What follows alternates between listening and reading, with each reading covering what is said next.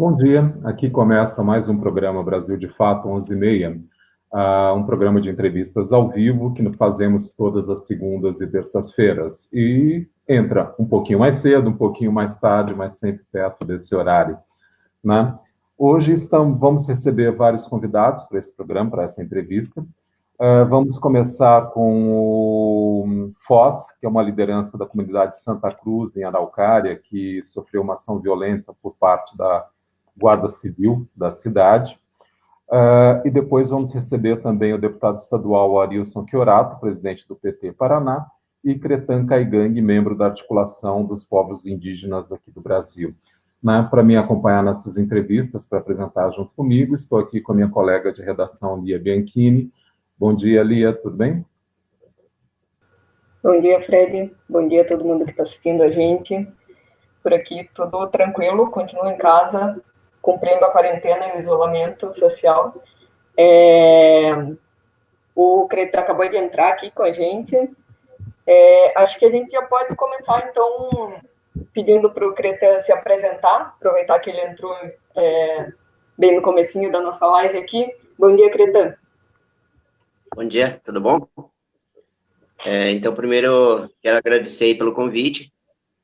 É muito importante participar com vocês aí para a gente passar alguns posicionamentos e algumas coisas aí de fragilidade nesse momento sobre a pandemia, né? O meu nome é Cretan, né, como eu sou conhecido, e sou do povo Caigang, sou da região sul do Brasil e sou do bioma Mata Atlântica, né? Que a gente faz questão de falar com muito orgulho desse bioma, né? Que é super importante também para o Brasil, né? E aonde que está localizado o povo Caigang, o povo Guarani, o povo Xoclen, o povo Xetá e o povo Charrua, né? Que são 5 povos que habitam aí a região sul do Brasil, que é Paraná, Santa Catarina e Rio Grande do Sul. Tá bem, Caigang. Faz parte da coletiva da APIB, que é a Articulação dos Povos Indígenas do Brasil, pela região sul do Brasil. Certo, Caigang, muito obrigado. A gente já volta com você. Eu quero aproveitar para apresentar o nosso outro entrevistado, que é o Foz, que ele é liderança da comunidade Santa Cruz, em Araucária. Foz, você está por telefone, você nos ouve? Foz, bom dia, você está nos ouvindo? Acho que temos um probleminha com o contato, voltamos daqui a pouco. Cretan, então vamos começar a falar um pouquinho.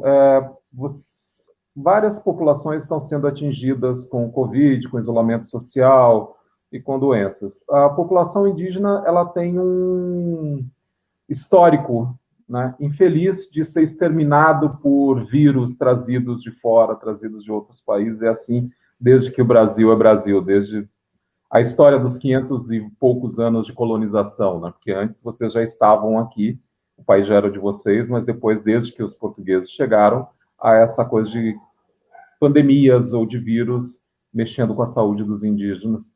Como que está essa situação hoje para vocês, Cretan? Então, conforme você falou, nós, os vírus, desde o início, né, da chegada aí dos portugueses, né, dessa ocupação do Brasil, né, território indígena.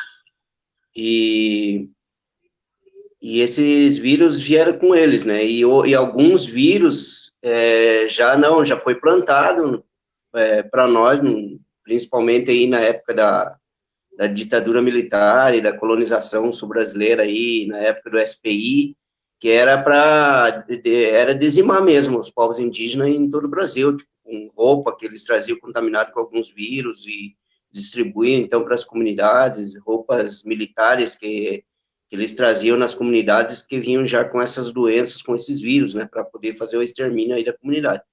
E o Covid é mais um, né, que vem aí, que não é só com nós, povos indígenas, mas com todas aquelas comunidades que são mais carentes, e comunidades tradicionais também, que é nós, indígenas, quilombolas, pescadores, e todas essas comunidades que são comunidades tradicionais, né, que correm um grande risco, porque são comunidades que vivem em coletivos, e utilizam o território, a terra, em coletivo. Então, tudo muito vulnerável para nós, povos indígenas.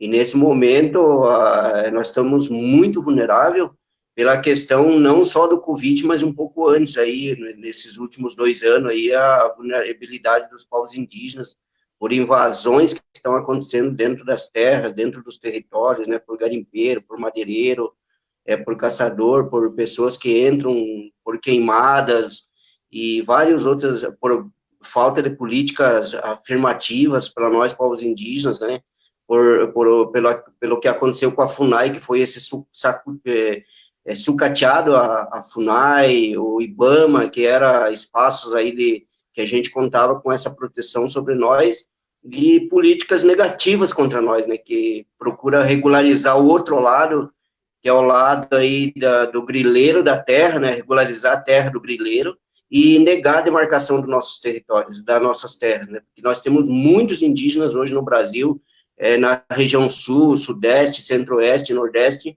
que ainda estão em áreas que são reivindicadas para demarcação, que são terras reconhecidas por esses povos. E nós temos uma população muito frágil que está nessas áreas de ocupação nossa, tradicional, que são crianças, né, 70% dessas áreas são crianças e idosos que estão nessas áreas, né? Então, a vulnerabilidade nossa é muito grande neste momento, principalmente aí sobre o vírus aí Covid-19. Eu gostaria Lia, eu só gostaria de apresentar o nosso outro entrevistado, que é o Arilson Chiorato, que acabou de entrar. O Arilson é deputado estadual e presidente do PT. Bom dia, Arilson. Arilson, você está com o som desligado. E agora? Agora. Então tá bom. Bom dia, a Lia, Fred, Gretan, a todos vocês aí. Obrigado pela oportunidade, tá? De participar aí com vocês nessa entrevista, nesse bate-papo. A minha colega...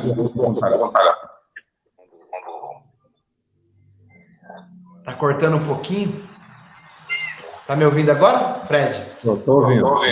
Então, eu quero agradecer aí o espaço, a oportunidade, para a gente tratar desse tema tão importante, né? Que é a questão do Covid, que é a questão de saúde pública que isso expõe, a questão ainda de exclusão social que o Covid acaba gerando, atenuando ainda mais esse processo, né? E a questão econômica também, que a gente vai debater ao longo da entrevista aí, e como parlamentar e como um partido político pode ajudar nesse momento e melhorar a situação das pessoas, né? Eu acompanhei parte das falas já, vi a fala do Cretano, e entendo perfeitamente o que ele coloca, justo e necessário uma reflexão sobre isso. Essa questão é histórica desse trato com comunidades que já vem sofrendo aí com corte de recursos por política pública, mas principalmente com preconceito por parte do governo e da elite brasileira. Acho que é importante a gente trabalhar e olhar sobre esse prisma de exclusão, de omissão, e que agora fica nu diante de tal problema que é a pandemia do Covid-19.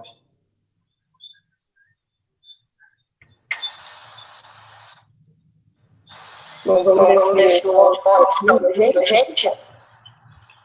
O Foz é uma integração de Araucária, está participando da ligação. Foz, está ouvindo? Opa, bom dia. Bom dia, tudo bem aí? Tudo bem, graças a Deus. O Foz veio relatar um pouquinho sobre uma ação violenta pela qual passou a comunidade dele lá em Araucária. Queria que você contasse um pouco, Foz, o que aconteceu aí. A gente chegou a noticiar no Brasil de Fato, no sábado, isso, né? Mas queria que você contasse, para quem não sabe o que está acontecendo em Araucária. Então, o que acontece? A gente já está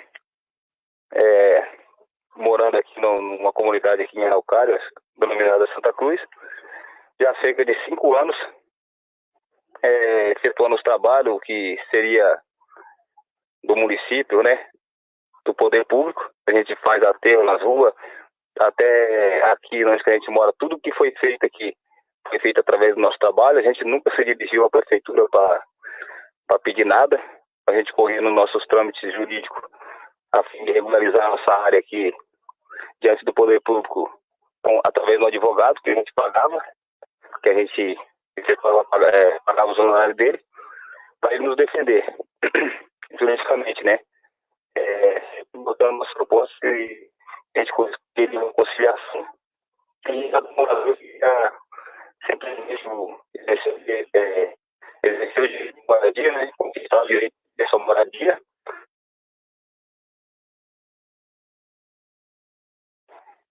Que o governo, o próprio prefeito da cidade de Araucária pudesse entrar com uma intervenção, tentando negociar com o proprietário, indenizando o proprietário, ou até mesmo desmembrar os terrenos que tem aqui, e que cada morador pudesse pagar o seu, individualmente, num valor acessível que ganha, né?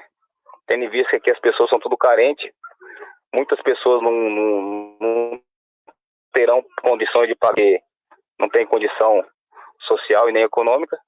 E agora no sábado, sábado passado agora, a gente teve um problema aqui com a guarda municipal, que chegaram sem apresentar ordem, né, até passando por cima do decreto, que está impedindo esse tipo de ação de reintegração de posse, né, e violando a lei, né, chegaram sem apresentar mandato de prisão, sem intimar o nosso advogado para passar a situação, que ia haver esse tipo de ação aqui dentro.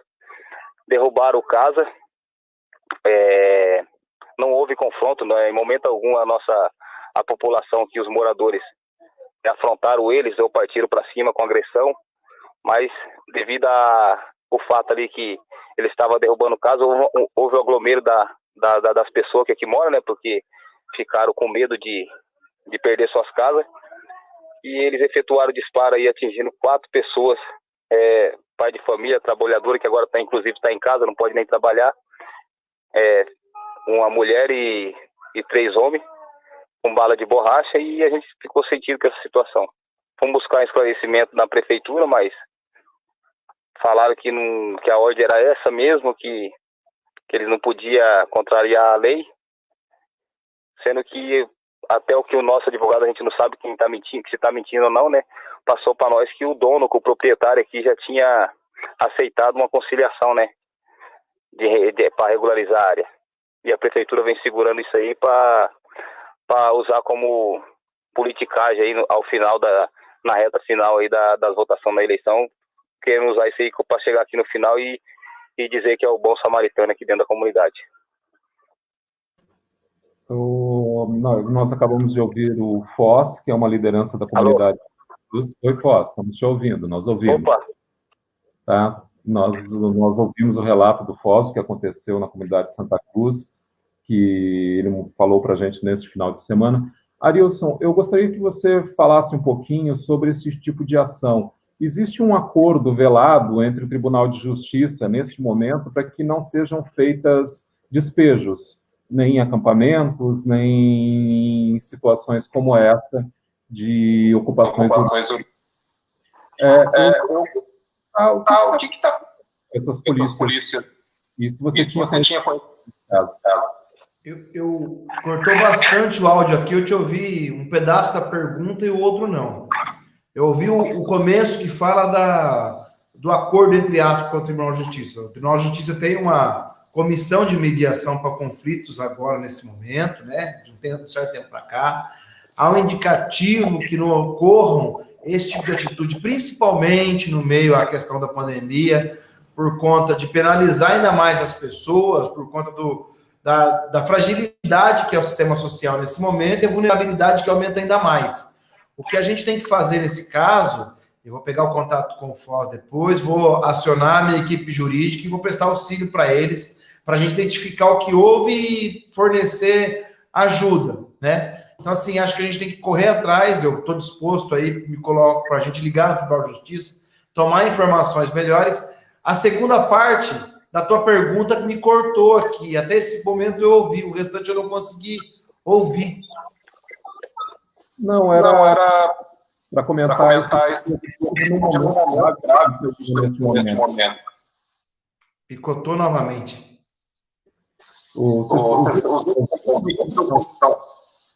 Então, Arilson, mas é momento de fazer. Com certeza não é momento algum para fazer isso. Nem em tempo de normalidade, esse tipo de atitude não é recomendado. Aliás, não é saudável, não é de bom senso. O que a gente tem que tentar fazer sempre é uma mediação, para que ambas as partes encontrem uma solução harmônica para que conduza a vida humana em primeiro lugar. Sabe, Fred, o que o Covid vai ensinar para a gente agora, o que o Covid vai ensinar para a gente agora de forma bem especial, de bem importante, se pode tirar alguma coisa positiva nessa crise, é que a gente vai ter aí que olhar o lado humano em primeiro lugar sobre tudo. Esse modelo capitalista que a gente vive não deu conta de atender às necessidades humanas. Esse modelo de só prever o lucro, só organizar em torno do grande capital não deu certo. Esse discurso que o Estado tem que ser enxuto, tem que ser Estado mínimo, que a mão do mercado é responsável por agir, provou que o Deus do mercado em sua mão não existe na hora de solidariedade e fraternidade. Remete também para esses casos que a gente está vendo agora. Uma incompetência grande, gigante do gestor público, das suas instituições, nesse caso relatado pelo Foz.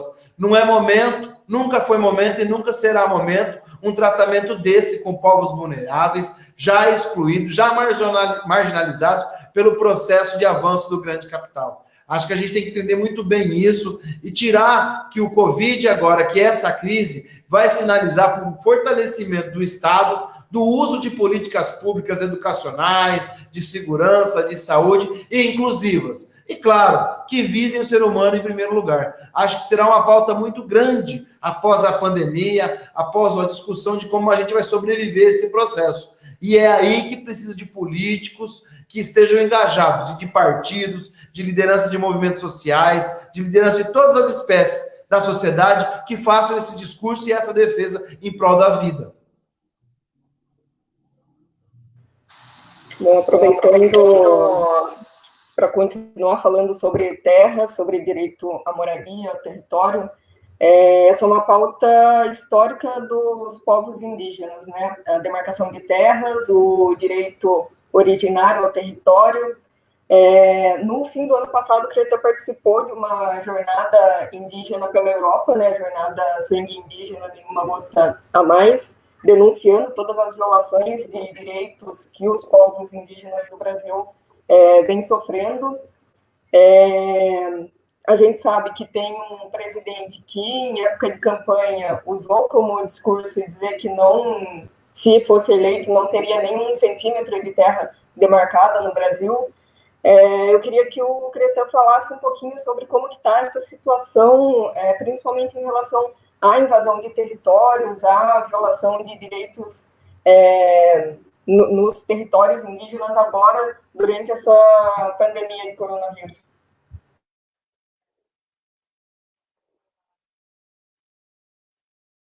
Seu microfone está mudo, Creta. Então, como vocês já devem estar acompanhando de alguma maneira, a fragilidade agora das terras indígenas, das comunidades, está muito grave. A gente está, praticamente quase que diário os ataques sobre os territórios indígenas, seja por parte de amedrontar essas famílias, essas comunidades, ou seja por parte da invasão mesmo para dentro dos territórios, né? E outras ameaças que a gente, ameaças aí que a gente está sofrendo e também já questão mais concluída, que é por parte do judiciário, né? A gente está muito preocupado porque houve reintegração de posse nesse período de pandemia e é muito grave, porque eu acredito que para nós, os povos indígenas, assim, para tratar algum assunto referente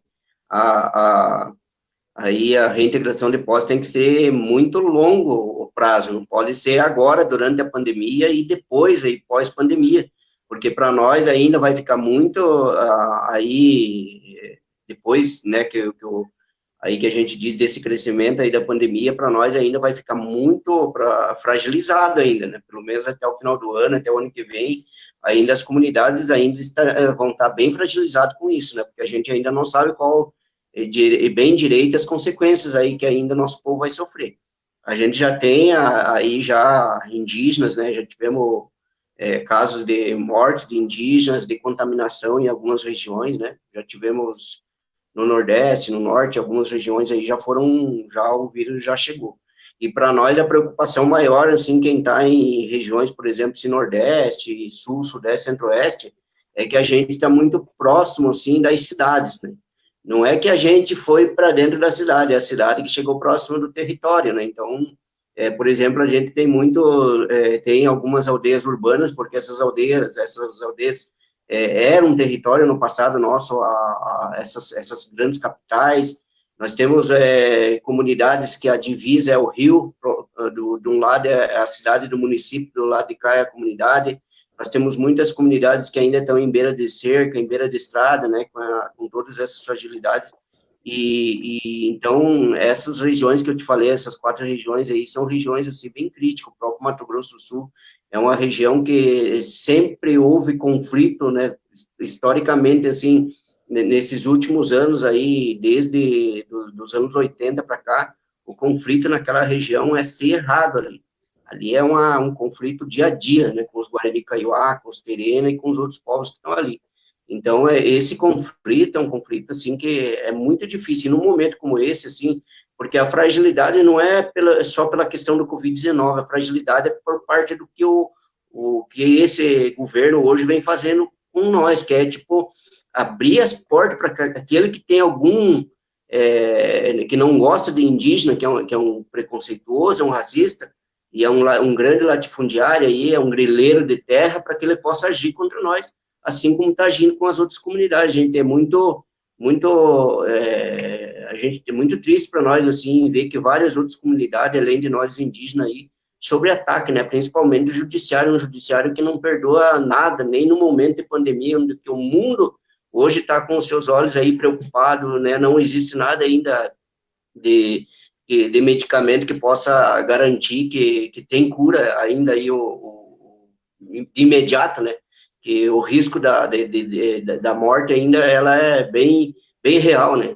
Então, a gente acredita aí que os movimentos sociais, né, nós, os indígenas, e todos os outros segmentos, como o deputado falou, a gente precisa ter uma unidade entre parlamentares, entre movimento social, porque nós que vamos ter que reconstruir esse país, porque nesse momento esse governo não tem condições, pelo seu próprio discurso, né, ele não tem proposta política nenhuma, ele não entende de política, e infelizmente o governo dele no total desconhece de política, seja por parte da saúde, seja por parte da educação, seja por parte aí de qualquer outro ministério que vier, né? Porque essa fragilidade, ele fragilizou nós, os indígenas mesmo, para deixar aí que o grileiro pegue e regularize a terra dele e nós ficassem as nossas terras, que a gente precisa que demarque, que essa é a luta principal nossa aí, né? O nosso editor, Pedro Carrano, mandou para a gente agora uma mensagem, e você também, se quiser, participe dessa entrevista que nós estamos fazendo aqui ao vivo neste momento, e dizendo que a Guarda Municipal de Araucária parece refletir o conservadorismo e violência da Guarda de Curitiba. Neste momento de crise da pandemia, tem se colocado de forma violenta contra a população. É preciso mudar a formação e a orientação desse setor de forma urgente. Parece que isso é parte da nota do CIFAR, o Sindicato dos Servidores de Araucária. Eu aproveito para falar com o Foz, que está com a gente por telefone aqui, que é a liderança da comunidade Santa Cruz, lá em Araucária. Foz, como foi essa atuação da polícia, da Guarda Municipal lá? E o que as associações de moradores, o que elas têm feito? Como que vocês têm reagido a esse tipo de situação? Então, a princípio a gente foi na nossa comunidade. Foz, teu som está bem baixo para mim, eu não estou ouvindo. Vocês estão ouvindo? Tá. Então, devido ao fato que aconteceu que a nossa comunidade se uniu mais, muitas pessoas ficou mais acuada, mas a maioria aqui está unida no propósito de permanecer. A gente vai correr em cima do jurídico, né? Procurar a resposta do jurídico, né? Legalmente. A primeira ação que foi chamada aí por outras lideranças de outras comunidades foi se levantar na prefeitura para fazer uma manifestação, mas a gente preferiu primeiro buscar o diálogo, o posicionamento ali do poder público, né, da prefeitura, e agora a gente tá meio de mãos atadas, né? Não tem muito o que fazer, o pessoal tá meio perdido, uns já pensam em abandonar as casas, outros já pensam em desmanchar, mas a grande maioria permanece firme, né? Quer lutar pelo que já conquistou aqui dentro, que foi difícil, né? Foi 5 anos, afinal foi 5 anos, muitas famílias estão aqui dentro 5 anos, igual a situação de uma casa que foi derrubada ali, as pessoas, a família, só o marido trabalha na casa, ele comprou material parcelado, a primeira vez estava erguendo a sua casa ali, aumentando a sua casa, vieram e derrubaram, não houve uma reação comunidade, né? E agora ela terminou de pagar aquelas parcelas, aí foi lá e comprou de novo o material parcelado, estava pagando, agora vai ter que pagar, e a Viniere deu várias isso. E se acontecer de volta aqui dentro da cidade, provavelmente tem uma reação, né? Já que a gente várias vezes, né, através do nosso advogado, do advogado que estava, inclusive um advogado foi lá de dentro, né, que foi pelo gestor passado, que era o antigo presidente da nossa comunidade, ele não podia nem atuar no nosso caso, porque que meio que nossa situação parada, né, e deixou nossa comunidade a ver navio, sem dar nenhuma resposta plausível para os moradores, e a resposta deles agora foi essa na reta final. Nós vamos continuar aqui dentro, lutando, firme, né? Até eles providenciar. Se Deus quiser, vai dar tudo certo, né? Ou negociação, uma conciliação com o proprietário, ou para quem precisa, né? Moradia, que é o direito nosso. A gente afinal aqui, todo mundo é trabalhador. Nossa comunidade aqui nunca se ouve falar de criminalidade, qualquer situação que seja a lei. Todo mundo anda certo, trabalhando, pai de família, jovens aqui sobrevivem aqui de dentro. Muitas pessoas aqui nem precisam nem sair daqui de dentro para sobreviver. Constroem casa aqui dentro, trabalha, vive aqui de dentro, né? Que é o meu caso mesmo, eu 5 anos já que eu estou aqui. Até hoje nunca trabalhei fora da comunidade. Eu trabalho no ramo da construção. Então eu sempre pego um casa para fazer aqui, pego o bico, e assim a maioria das pessoas vive aqui dentro. Então aquelas pessoas que trabalham fora, que não tem pessoas que não sabem construir, não sabem fazer o serviço, paga para quem mora aqui dentro, nós vamos fazer nas casas para eles, um preço bom, para eles construir. A gente se une para comprar para ligar água, a gente se une para ligar luz, e tudo isso aí a gente queria que o município favorecer nós, né? É um direito nosso, né? Entendeu? Água, luz, esgoto, que para nós é precário. A gente vive situação bem difícil, não é porque nós quer, né? Não é porque não tem condição mesmo de ir para outro lugar. Já, inclusive aqui nós já chegamos a 60 dias sem água. 60 dias sem fornecimento de água, vivendo pegando água de galão em outros lugares. Então, é uma luta que a gente enfrentou aí, sem nunca mesmo pedir os órgãos públicos, só esperando a hora de a gente chegar aqui a nossa capacidade, ver que a gente tem condição de morar, ver que a gente tem condição de fazer o que precisa ser feito, sem usar recurso nenhum das pessoas que pagam lá fora, imposto, porque um dia a gente vai chegar nesse nível também, né? O nosso jeito aqui de estar morando. Trabalho feito bem difícil, né? A gente já mora em situação difícil, mora em barraco mesmo, igual foi falado, foi casebre, mas tem gente que mora em casebre aqui mesmo, porque não tem condição de uma estrutura melhor, mas vai fazendo aos poucos, porque sai do aluguel, a pessoa vindo pra cá, sai do aluguel, que paga lá 600, um salário mínimo de 1.000 e poucos reais, aí eles tiram 600 reais para pagar aluguel, nunca vai conseguir uma casa. Ainda mais uma pessoa que trabalha no salário mínimo, vai conseguir. Fica lá na vida,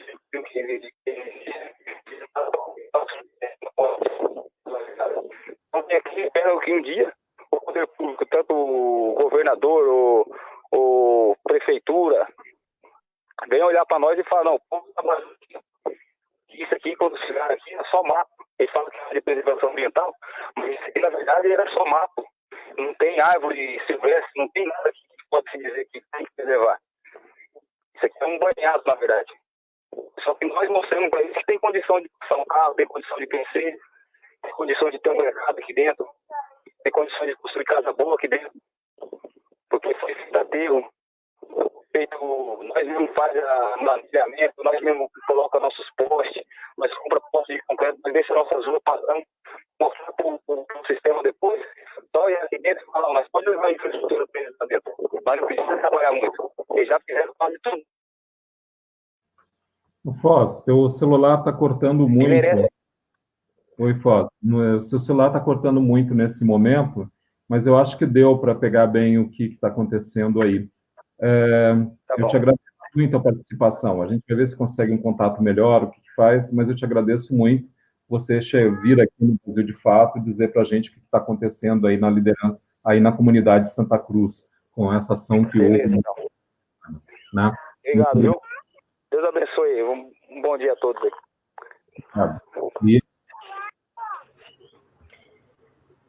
Bom, vamos aproveitar, pelo que o Foz relatou e pelo que o Cretan está falando também, dá para perceber que são muitas as violações que estão acontecendo nesse período de crise, né? Um período bastante complicado para toda a população, mas que fica ainda mais complicado quando se tem, enfim, outras especificidades, né, com populações que já vivem em situação de vulnerabilidade ou que já são, historicamente, já têm seus direitos violados, né. Eu queria que o Arilson falasse um pouco sobre quais estão sendo os projetos, os tipos de medidas que ele tem feito a partir do seu mandato, né, enquanto deputado estadual, e também falasse um pouquinho sobre qual é o papel da esquerda nesse momento, né? O Arilson propôs um projeto de lei que impede o corte, o corte no serviço de luz, água e gás durante esse período, né? No âmbito federal, a gente sabe que foi uma grande luta para ser aprovada a renda básica emergencial, que na proposta inicial do governo federal seria concedido um benefício de R$200, e os deputados de oposição fizeram um embate bem forte para que conseguissem aumentar esse auxílio para R$600. Então, eu queria que o Arilson falasse um pouquinho sobre essas duas coisas, quais são os projetos que já estão acontecendo e estão em andamento, e qual é o papel dos deputados da esquerda agora, nesse momento.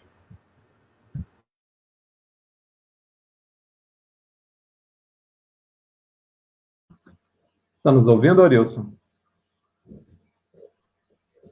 Oi. Você ouviu a pergunta da Lia? Eu estou tendo um pouquinho de problema no retorno aqui, está lento a volta do som, eu estou ligando aqui no computador para tentar acompanhar. Respondendo a pergunta não, a indagação feita por nosso companheiro, o que eu queria colocar para você? Acho que o papel da esquerda é mais do que nunca. O primeiro deles é fraternidade e solidariedade em torno da causa, que é o combate ao coronavírus e as mazelas que ele produz. Esse exemplo que o Foz colocou, a gente fica muito triste, porque é um momento muito sensível. Inclusive, depois, viu, Fred, eu gostaria que você passasse meu contato para ele, para adicionar isso via Comissão de Direitos Humanos da Assembleia, Comissão de Assuntos Metropolitanos, da qual eu faço parte da Assembleia, essa situação aí de Araucária. Mas sabe, Lia, eu acho que a esquerda tem um papel fundamental agora, de ser mais responsável do que nunca, como sempre já foi, nesse momento no trato da política. A gente tem que ter aí uma resistência, uma resiliência muito grande, né? para saber diferenciar a pauta política da pauta realística, digamos assim. Povo sofrendo, desamparado, fragilizado, com população vulnerável sendo extirpada nas ruas e um pouco olhar dos poderes públicos. Então, acho que essa é a primeira cobrança que a gente tem que fazer. No campo da política, a gente tem que expandir o diálogo com outras forças, inclusive de outros partidos que não compõem o campo da esquerda e progressista, para, nesse momento, a gente tomar as rédeas do combate ao Covid por parte do governo. O governo não propõe solução, o governo federal simplesmente faz um discurso e tem uma prática muito ineficiente. No estado do Paraná, embora seja um pouco diferente, mas a gente tem um governador que segue os moldes do governo federal e a gente tem dificuldades aí de avanço. A gente tem que ficar na Assembleia, por exemplo, brigando bastante para aprovar projetos que são essenciais para o povo por conta de politicagem. O que é difícil você entender essa postura nesse momento. Esses dias eu tive cobrando o Ratinho para investir mais recursos em saúde, deixar de investir em asfalto nas cidades, em planos que ele existe de financiamento para asfalto, para transferir o dinheiro para a saúde. Não que o asfalto não seja importante, sempre foi importante. O asfalto é inclusão social também nas cidades. Mas agora o projeto é o Covid, o combate aos seus malefícios. Então a gente precisa avançar. É inadmissível que um governo lance um processo de auxílio emergencial de R$50 e já faz mais de 2 semanas que está aprovado, não existe a distribuição. Primeiro, que o valor de R$50 é irrisório, é muito baixo, não compra um botijão de gás. Como que um governo que tem mais de R$300 milhões no fundo de combate à pobreza gasta 60 com a advocacia, sobra 240 e faz um projeto que vai gastar apenas 190 e poucos milhões de reais. E os outros 140? Dinheiro público é para ser gasto no momento certo, na hora certa, agora, com toda a população. A gente da oposição fez uma emenda para que esse projeto chegasse a no mínimo R$150 mensais. Ou seja, R$50 para medicamento e 100 para auxílio alimentação. O que é pouco ainda, mas era dentro do que tinha disponível no Fundo de Combate à Miséria. Né? Você pega 150 com 600 do governo, já daria 750. O projeto original da oposição, como você bem coloca, para aprovar, foi um parto, que é um projeto de um salário mínimo, era na verdade R$1.100, o governo queria dar R$200 e numa negociação se aprovou 600. É pouco ainda. Esse projeto de renda cidadã, aprovado agora, é lamentável que só tenha em funcionamento uma situação de calamidade pública. Esse projeto tem que ser para sempre. Tem que estender, tem que ser um programa de renda cidadã que continue. O Gretan sabe do que eu estou falando.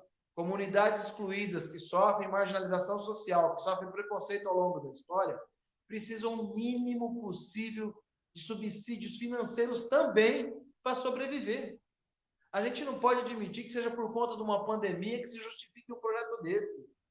É nessas horas que a gente vê o malefício que é o sistema político brasileiro tradicional.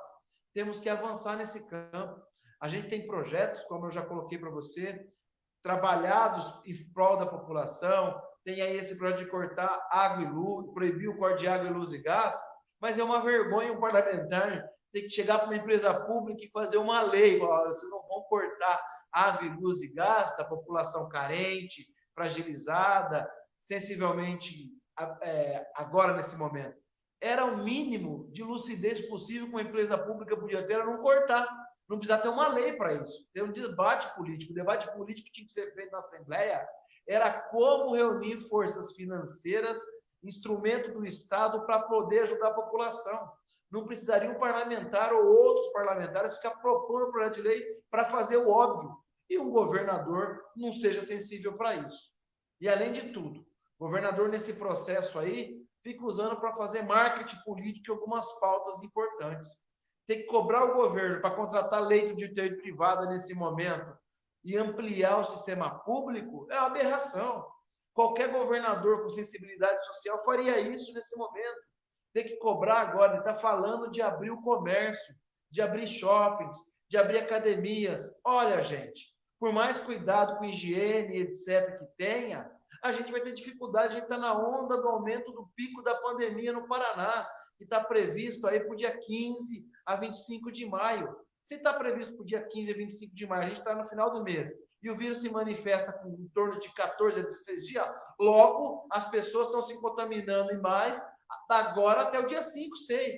Como que um governador pensa em fazer uma abertura do comércio nesse momento?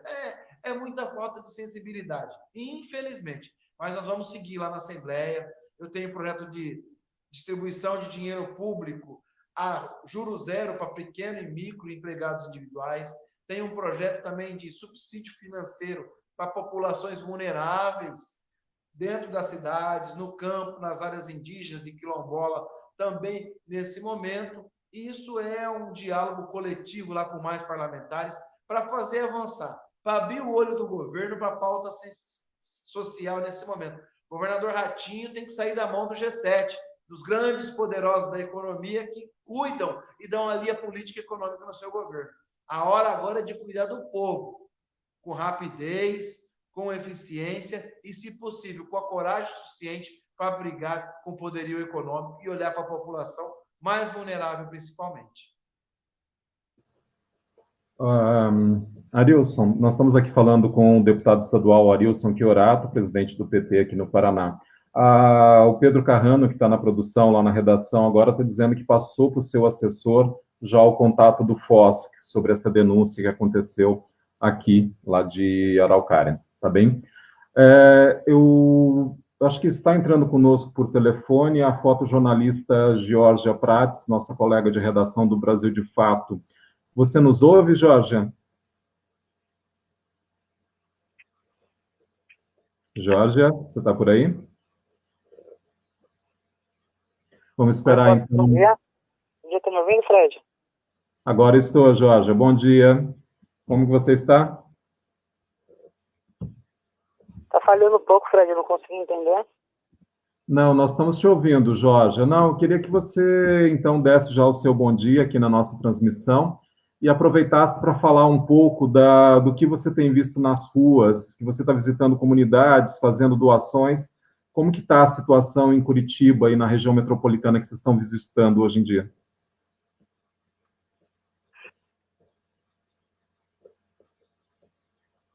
Você ouviu, Jorge? Vamos tentar melhorar a ligação com a Georgia, a gente volta a tentar falar daqui a pouco de novo. Cretan, eu queria que você falasse da importância de ações solidárias. Vocês estão recebendo doações? Como que faz com quem quiser ajudar a vocês, aos povos originários? Como que estão funcionando essas ações de solidariedade?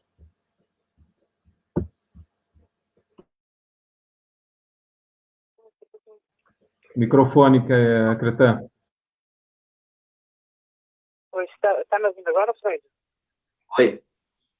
Oi, Jorge. Eu estou ouvindo só um minutinho que o Cretan está falando, aí eu já chamo você novamente. Só um minutinho, tá?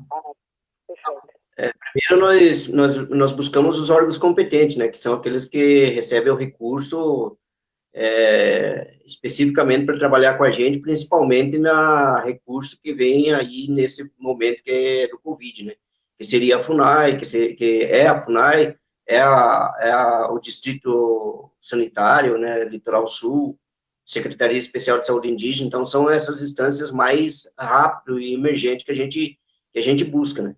Mas o restante, a gente está fazendo campanhas aí no Sul, criamos grupos, criamos uma vaquinha, para que as pessoas ajudem de alguma maneira para poder fazer essa distribuição de alimentos. E aqui no Paraná, a gente criou um grupo, né, assim, mais com o pessoal da FUNAI, com o pessoal da Secretaria mesmo, com algumas pessoas mais próximas, nosso amigo, alguns parlamentares também, nossos amigos, e para que a entidade que é hoje a que coordena o recurso da saúde indígena no Paraná, para que no Sul, né, no Litoral Sul, e o Paraná está dentro, para que a gente fizesse um grupo menor, né, e junto com a Defesa Civil, com a CONAB, para que seja feita essa distribuição de alimento aí dentro das comunidades, nesse momento, né, porque as comunidades, aí, a maioria delas, a gente, nessa campanha nacional que foi feita, que é para ficar dentro da terra indígena, não sair para fora, não sair para a cidade, para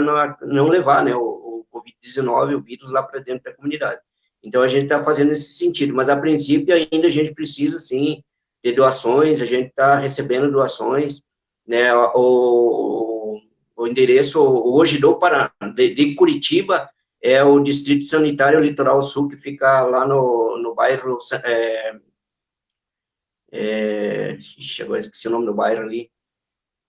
Santa Inês, no bairro ali onde é que fica, que daí é ali que a gente está recebendo as doações. Depois eu vou passar o endereço certinho para vocês, lá do local, com o número e tudo, para que vocês possam, de alguma maneira, ir apoiar nós e ajudar. E daí lá eles estão recebendo e de lá mesmo já destinado para as comunidades, né? As comunidades que vão, que recebem daí esses alimentos, né? Eu ainda estou aqui em Brasília, né? Eu não estou no estado do Paraná, inclusive é bom receber essas notícias aí do estado do Paraná, do governo Ratinho, né? Que a gente está mais concentrado aí a nível nacional devido a essa questão aí do acampamento Terra Livre, que está acontecendo, o acampamento Terra Livre online, que começou segunda-feira, ontem, né? Anteontem, quer dizer, na segunda-feira, e a gente vai até sexta-feira, até dia 30, né? Que é o acampamento Terra Livre online.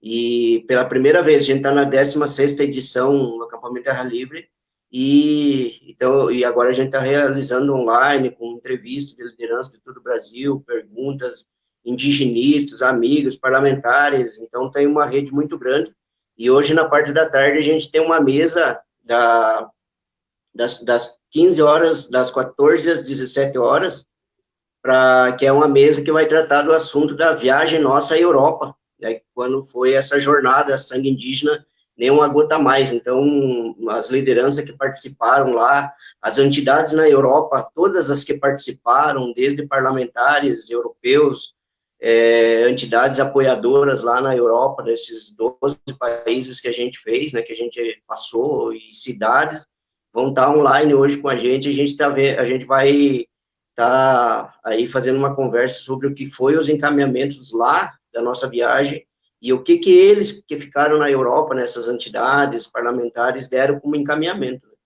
E hoje até o dia 30, tem uma programação que começa desde as 9 da manhã e vai até as 22 da noite, mas é tudo online, né? Que é a PIB oficial.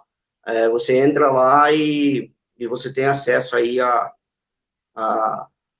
todo o acampamento Terra Livre online, né? Que, infelizmente, a gente todo ano fazia esse acampamento em Brasília para poder reivindicar a política, poder reivindicar direitos, demarcação de terras, trazer as nossas demandas, as nossas denúncias do que está acontecendo com a gente. Mas este ano, devido à pandemia, então a gente pegou e cancelamos o acampamento Terra Livre e decidimos o acampamento online.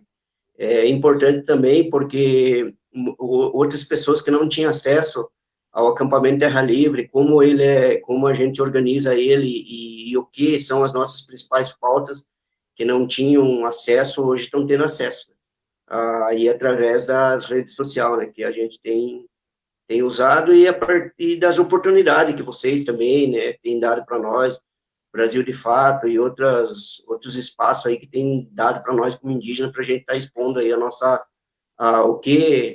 que nós estamos fazendo perante esse Covid-19, qual o enfrentamento que a gente está fazendo sobre o Covid-19 aí, né, esse vírus aí que mundialmente é muito ruim para todos, né?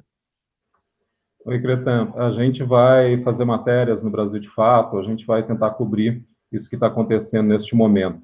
Eu queria aproveitar agora para ver se a Georgia está nos ouvindo, a fotojornalista e nossa colega de Brasil de Fato, Georgia Prates, que está trabalhando em campanhas de solidariedade aqui, tanto em Curitiba quanto na região metropolitana. Georgia, você está nos ouvindo? Você pode dar um panorama do que está acontecendo, o que você está vendo nessas comunidades neste momento? Boa tarde, bom dia, Fred, bom dia a todos, todas. Está falhando bastante, mas está dando para entender um pouco, assim.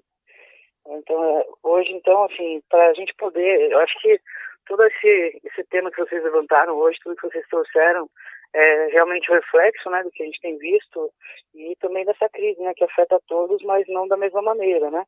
E essa crise, ela vem revelando, então, a integração das diferentes formas de exclusão, de desigualdade, e também dessa violação dos direitos humanos, né, que já vem há um tempo acontecendo e que agora ela eclode com mais força, justamente no momento em que toda a população deveria estar sendo protegida, né, cuidada também diante dessa possibilidade de vírus que não vai ter escapatória, né, não vai escolher classe social nem nada, mas vai afetar justamente mais os menos favorecidos da sociedade, né. E aí a segurança, a saúde, os direitos humanos precisam desse investimento, é necessário também essa atenção maior aos setores marginalizados, de maior risco, né? Ao invés de ser tratado da maneira como tem sido desde sempre, né? E se acentuando agora. E isso também, Fred, revela e mostra, né, o que está vendo nas ruas hoje. Assim, ontem, passando ali para fazer os registros, né, e também com esse olhar de ver como anda, né, a situação nas ruas, a gente percebe que a questão, esse afrouxamento do isolamento é algo que se torna mesmo um risco muito grande para todos, principalmente agora nesse tempo, né, em que pode ser que, com essa questão da saúde ficar um pouco mais precária agora, em questões de doenças respiratórias, que pode vir, então, fazer com que os casos, né, de contágio possam subir muito rápido nos próximos dias.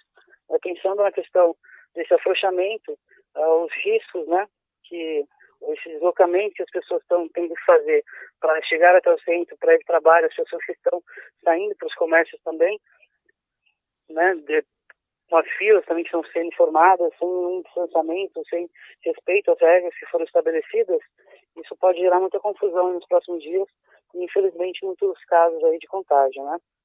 Estamos conseguindo ouvir bem, Fred? Estamos ouvindo sim, Jorge. Tá bom o teu som. Bom, então, assim, somando a esses outros tipos de viroses, né, que posso somar nesses próximos dias, então, seria muito bom e importante agora a gente começar a prevenir. Os ônibus estão completamente lotados e, assim, dentro dos ônibus não tem nem como manter esse distanciamento, né? O que eu pude notar também é o uso da máscara, algumas pessoas com máscaras, outras sem, mas também pensando que o contágio, ele não é só através disso, né? Então, quem tiver contaminado pode acabar deixando também o contágio no ambiente, né? E outras pessoas levando aí para outros setores, para outros lugares, até para dentro das comunidades, esse contágio também do vírus, né?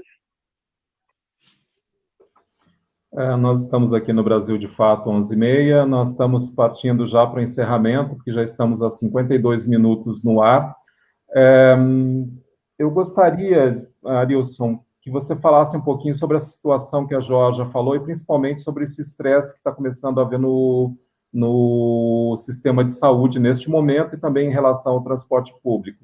E aí, depois, para encerrar, Lia, eu gostaria que você fizesse uma última pergunta para cada um dos nossos convidados e depois vamos para o final, para encerrar o nosso programa de hoje e agradecendo a todos pela participação e também a quem está nos assistindo, é claro. Esse é o Brasil de Fato 11h30. Vamos lá? Fred, está me ouvindo agora? Belezinha? Estou ouvindo, Arilson, está tudo bem. Então, agora eu consegui recuperar o som aqui, tá ótimo para mim agora. Deixa eu dizer para vocês, assim, o conjunto de combate ao coronavírus, à pandemia, é o isolamento social, o distanciamento social, os produtos de higiene, álcool em gel, máscara, luva, etc., e um aquecimento econômico e proteção à população vulnerável e à população como um todo. Não adianta a gente fazer um e não fazer o outro. Qual que é a minha preocupação? A nossa preocupação enquanto agente político? O que a nossa colega acabou de relatar, né? O afrouxamento do isolamento social. Não adianta você mandar as pessoas para um grande shopping, autorizar a abertura de um grande shopping, e bastante gente, e elas estejam algumas protegidas, ou quase todas protegidas, e poucas não protegidas. Vai haver contaminação. O que a gente tem que entender agora é que a gente está chegando no momento de uma curva aguda. E quando a gente fala em achatar a curva é calculada pela capacidade fornecida de disposição da saúde pública versus o número de pessoas contaminadas que precisam do serviço de atendimento. Se você chega a ter um estrangulamento, ou seja, não ter a oferta do serviço público, ter muitas pessoas contaminadas ao mesmo tempo, vai estrangular o serviço público de saúde, a gente vai ter gente morta e em maior número, e a infecção vai se espalhar de forma mais fácil. Então, a autoridade sanitária, a Organização Mundial de Saúde, parte do Ministério da Saúde, porque o Ministério do Bolsonaro, inclusive, tem gente que nem acredita no vírus, a gente tem que tomar uma rédea nesse processo. Acreditar que a ciência é a importante para fazer a condução desse processo, a gente não deixar que o sentido só econômico se prevaleça sobre os demais nesse momento. É um discurso mentiroso que a gente tem que priorizar a vida em prol da economia, não, dá para fazer os dois ao mesmo tempo, se cuida da vida, a economia é um meio de subsistência para a vida, a economia para ser usada em favor da vida e não ao contrário, se usar a vida em favor da economia. Portanto, para ter prioridade à vida humana, a gente não precisa abandonar a economia. A gente precisa, nesse momento, que é um tempo, não vai ser para o resto da vida que isso a gente vai ter, que o poder público estadual, municipal e federal dê subsídios financeiros para as pessoas e para as empresas, principalmente pequenas empresas individuais e microempresas, permaneçam funcionando com seus funcionários em isolamento, as essenciais, cumprindo o distanciamento e as regras de saúde. Então, aqui no Paraná, a gente tem um resultado considerável ainda, porque teve lá atrás uma conscientização da população para que não houvesse o descumprimento do isolamento. Não adianta nada agora, nesse momento, o governo dá exemplo e descumprir o isolamento. A gente vai ter um aumento da curva no futuro. Então, a nossa força que precisa ser feita agora é brigar para que se mantenha e se aprofunde. Olha bem o termo, Fred, Lia, Cretan, se aprofunde o isolamento social no Paraná. Bom, acho que o Arilson já respondeu um pouco do que eu estava pensando para essa última pergunta. Faz pouco mais agora de um mês que a gente entrou em quarentena, que a gente tem falado mais sobre isolamento social e sobre a importância do isolamento.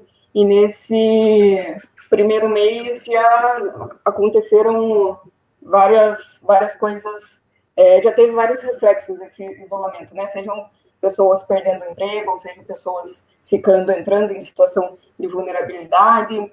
É um período que, concordo com o Arilson, né, de ter essa fala indicando que é preciso aprofundar até esse isolamento, mas ainda assim é um período de muita instabilidade, insegurança, de muitas incertezas, né?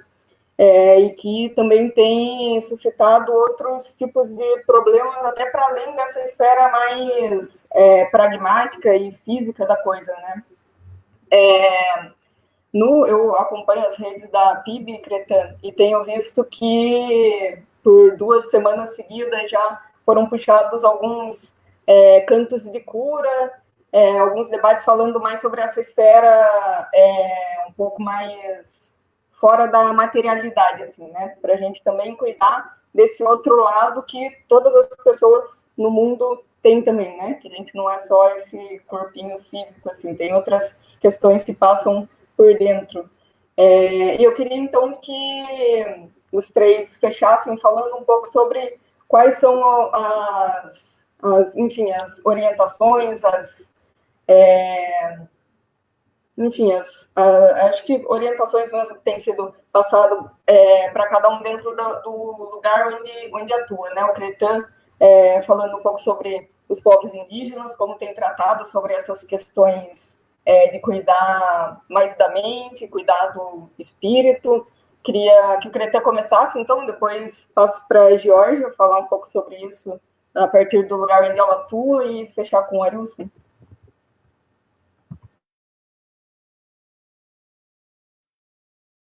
O microfone, Cretan.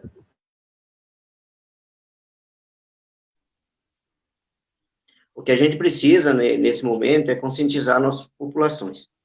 Eu quero falar aqui, depois eu encerro falando sobre a questão da comunidade dos povos indígenas, mas falar para as comunidades, para os movimentos sociais, para as famílias mais carentes, né, que estão aí, que moram nas periferias das cidades, né, para as comunidades tradicionais, onde estão dentro dos seus territórios. A gente precisa conversar muito entre nós, assim, na comunidade. A gente precisa conscientizar a comunidade, os presidentes de associações, de grupos, conscientizar de que isso aí mata, o Covid-19 mata. E a gente precisa criar estratégias de não expor as nossas comunidades a isso. E cobrar por parte do Estado, cobrar o direito, que é a questão da saúde, de ter o tratamento, a gente precisa cobrar. Né? A gente precisa cobrar também a sustentabilidade dessas comunidades perante esse momento do Covid-19. A gente precisa fazer essa cobrança. A gente não expor o nosso povo, não fazer com que o nosso povo vá para os grandes centros, que vão buscar isso para trazer para as comunidades, porque senão isso daí é o que o Estado quer com nós que somos comunidades. É isso que ele quer, que nós, os indígenas, vá para a cidade, que nós saia, que nós vá aí para poder levar para dentro da comunidade, para poder fazer o que o Estado sempre procurou fazer contra nós, que é o genocídio, que ele faz e sempre procurou o extermínio de comunidades, de povos indígenas. Então, é isso que o Estado quer. Mas nós temos que ser inteligentes, sábios o suficiente para poder tratar esse assunto com nossas comunidades. E sobre a questão dos povos indígenas, a gente, o que mais fortalece nós nos momentos mais difíceis que nós passamos é o momento, quando a gente busca pelo lado da espiritualidade. Porque todos os povos indígenas, a gente tem uma maneira de lidar com a espiritualidade, de viver entre a luta, entre a guerra, mas o fortalecimento espiritual, porque todos nós, os líderes, os grandes líderes, a gente sempre tem esse lado de buscar esse fortalecimento por parte do espírito, e hoje é o que a gente busca por parte dos nossos povos, porque não a espiritualidade hoje, ela é até para nos acalmar também, pela questão de que a gente está vendo muita coisa aí, vendo muitas pessoas morrendo, né, próximos de nós, próximos das nossas terras, próximos das nossas comunidades, a gente sofrendo todos os ataques que viemos sofrendo, né, o oeste do Paraná hoje é a região de maior conflito hoje, é o oeste do Paraná, que lá se nega tudo aquelas comunidades que estão lá, se nega a demarcação daquela terra, se nega o direito à educação, a saúde naquele território Guarani, mas todo mundo conhece a história do oeste do Paraná. A Itaipu inundou todas as terras Guarani que tinham ali, que ficou embaixo de Itaipu, e hoje os Guarani vivem tentando reivindicar um pedacinho do território deles no oeste do Paraná lá, e tem várias ações judiciais para retirada deles de lá, falando que eles não são dali, né? Falando que são paraguaios, né? Os povos indígenas não têm divisa de estado, não têm divisa de município. Não existe para nós ou de país. Povos indígenas, nós era livre, nós era um território. As pessoas entendem, acham que a terra é aquele lugar onde eu moro, onde eu nasci ali. Não, o território Caingangue, só para vocês terem uma ideia, o território Caingangue começava no noroeste de São Paulo, norte do Paraná, sudoeste do Paraná, oeste de Santa Catarina, norte do Rio Grande do Sul, até as planícies próximo de Porto Alegre. Esse era o território Caingangue. Então, essas terras pequenas que nós temos hoje, que nos fragiliza perante esse momento do Covid-19, era um território gigante onde nós vivíamos. Mas nos usurparam, a própria história mostra que nos usurparam. Eu sempre digo que o Sul, a única região europeia do Brasil é o Sul. Porque ali ou você é índio, é negro, é alemão, é italiano, ou seja, qualquer outro povo, não tem mistura. Por causa do racismo e do preconceito. É isso que está imperando a nível do Brasil hoje, o racismo e o preconceito. Por isso que o Sul foi um exemplo de voto num mercenário como está hoje aí, num mercenário que não entende nada de política pública, porque o Sul mostrou aí, ó, por causa do preconceito e do racismo. Nós, indígenas, há anos a gente vem falando que nós sofremos preconceito e racismo dentro da região Sul, que hoje se instalou a nível nacional, hoje não sempre houve preconceito e o racismo, mas hoje é declarado. E o preconceito e o racismo, o que eles pregam? É matar, armar as pessoas, igual o Sul sempre foi, e dizimar as populações tradicionais, seja ela pela morte ou pelo judiciário, que é a reintegração de posse, igual vocês estão vendo que está acontecendo aí em Araucária, que é muito triste eu estar ouvindo, sabendo o que está acontecendo aí com comunidades que estão lutando, que querem somente um pedaço de terra para poder criar seus filhos, para poder ter a sua casa, para poder trabalhar e viver em paz. E a gente está vendo o que está acontecendo em Araucária, é muito triste para mim também, como indígena. Então, é essa mensagem que eu deixo, e desde já quero agradecer aí o deputado, né, quero agradecer a Lia, o Fred, muito obrigado pela oportunidade que vocês deram aí para nós, aí para os povos indígenas, para a gente poder falar um pouco aí do que é a nossa ansiedade, que é bom a gente também tá falando, para a gente também tá refletindo. Então, agradeço aí o Brasil de Fato. A gente já fez algumas matérias ali na minha comunidade, que fica ali na divisa de São José dos Pinhais com Morretes.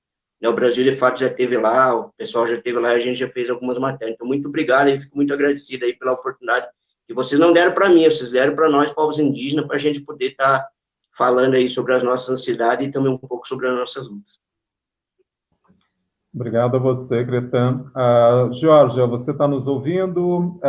Você pode falar desses cuidados nas comunidades que você está visitando, Georgia? Agora eu consigo ouvir.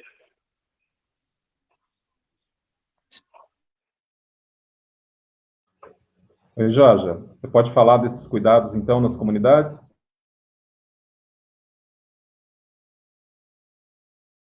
Pensando em tudo que eles já trouxeram, acho que realmente é isso, né? Nós temos que prestar muito mais atenção agora nesse período que estamos vivendo. E acredito, Fred, que existe uma necessidade também da gente se preocupar um pouco mais com as questões dentro das comunidades, né? A gente tem levado as cestas, né, os alimentos, mas também estamos pensando agora em ações que possam levar para essas pessoas uma forma de proteção maior, né? Ontem a gente estava observando o valor das máscaras que estão, né, pelos comércios, e os valores também pouco acessíveis, né? O valor de R$10 a máscara, para quem não tem o que comer, fica complicado comprar, né? E aí a gente vai percebendo que assim, existe necessidade de outras ações que vão se somando, né? Além dos produtos de higiene, também pensar nisso na distribuição mais em massa de máscaras também para essas comunidades. Também conseguimos levar também para algumas etnias indígenas, né? Algumas comunidades indígenas também, as máscaras além das cestas, né, de alimentos, mas acho que o pessoal precisa se somar mais e também pensar que para prevenir, a pessoa tem que se proteger, pensar em proteger a família mesmo, manter o distanciamento em fila, caso seja necessário realmente estar nas ruas, né, e lavar bastante as mãos e realmente pensar que o contágio de uma pessoa pode significar o contágio de muitas outras, né, que seja isso. Obrigado, Jorge. Estamos falando com a nossa colega de redação de Brasil de Fato, a fotojornalista Jorge Prates. Arilson, eu queria que você falasse dos cuidados, que é a pergunta que a Lia fez, mas eu não resisto em botar uma pimentinha política, não tem jeito, né? A gente está vendo o governo Bolsonaro fazer o que faz, é inominável, eu não vou ficar discutindo o governo Bolsonaro aqui agora, neste momento, eu acho que a gente pode convidar você para a gente falar de Bolsonaro, Moro, em outro momento. Hoje o nosso tema é mais a questão social mesmo, né?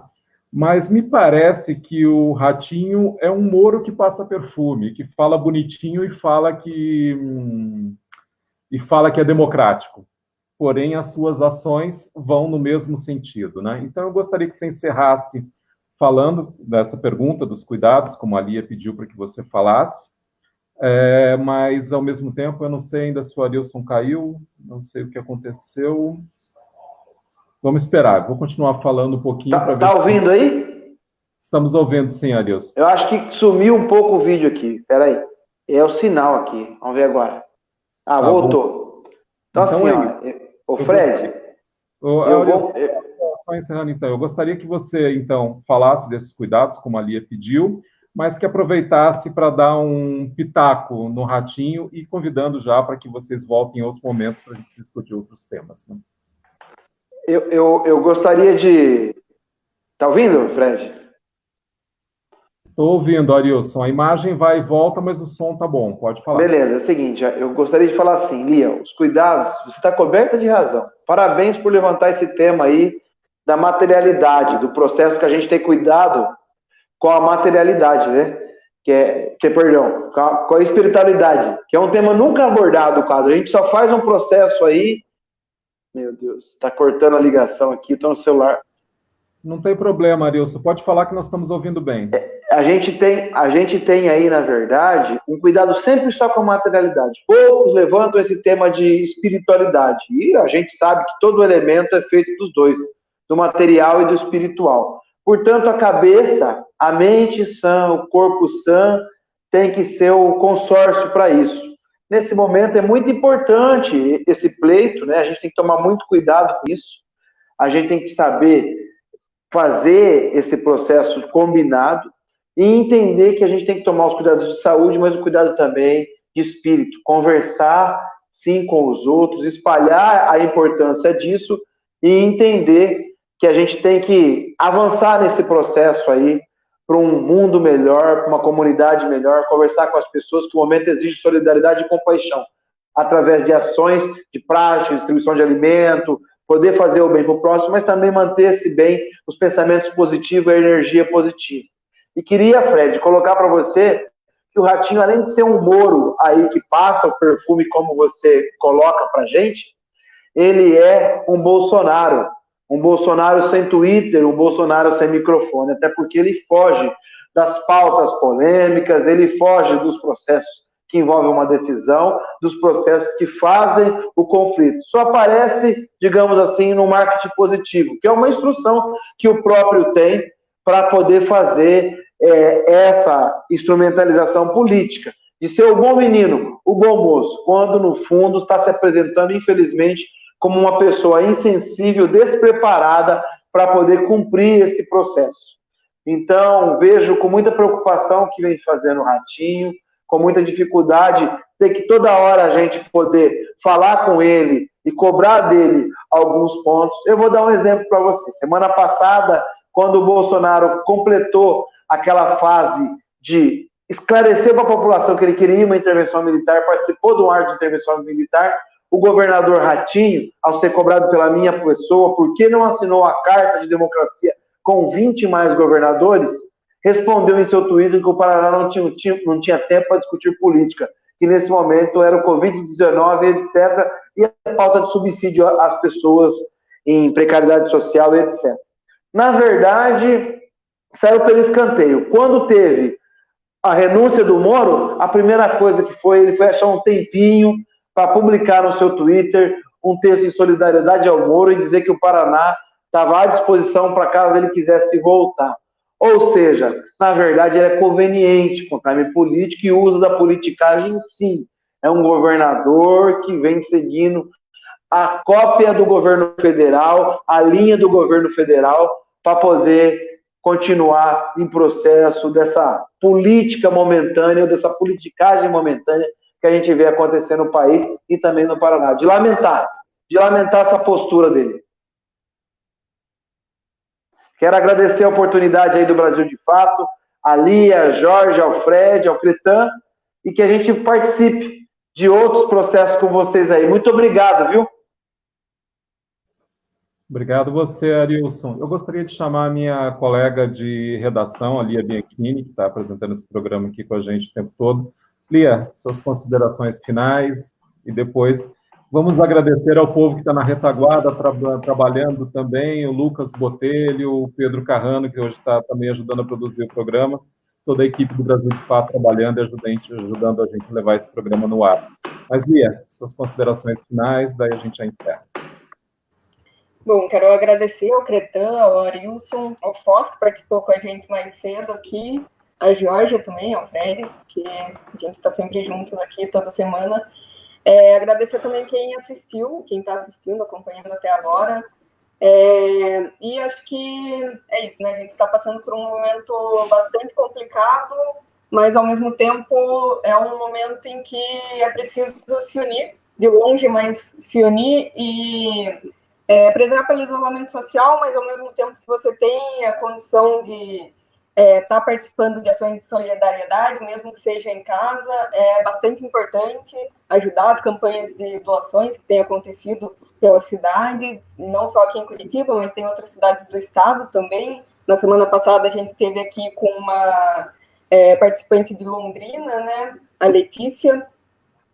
Então, procure dentro da sua casa, a partir da sua cidade, quais são as iniciativas que você pode estar ajudando, se tem essa condição de ajudar, né?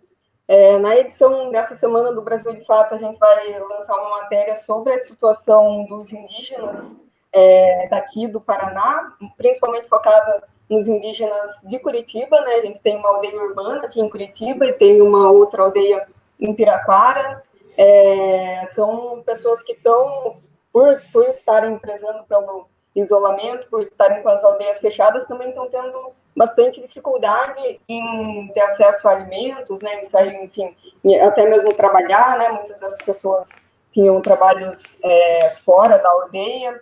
Então, a gente vai colocar também nessa matéria várias iniciativas para além dessa que o Cretan já sinalizou de doação. A gente vai estar vai colocar ali várias outras iniciativas que estão acontecendo para dar um apoio para essas populações indígenas daqui.